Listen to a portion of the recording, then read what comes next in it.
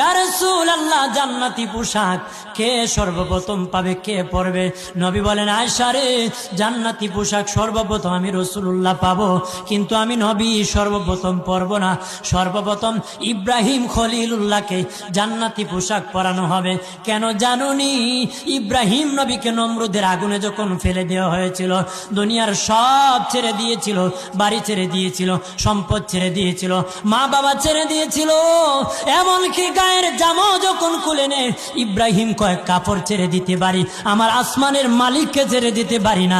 ওই দিন আল্লাহ ইব্রাহিমের সাথে অঙ্গীকার করেছিল, ইব্রাহিম আজকে তোমাকে সকলের সামনে উলঙ্গ করে লজ্জায় ফেলে দিয়েছি ইব্রাহিম, তারপরে তুমি আমাকে ছাড়ো নাই। আমি কিয়ামতের দিন সকলের সামনে মুসলমান, বেঈমান, কাফের, নাস্তিক যারা তোমাকে উলঙ্গ করেছিল, তাদের সামনে আমি আল্লাহ আনুষ্ঠানিকভাবে তোমাকে কাপড় পরায়া দিব।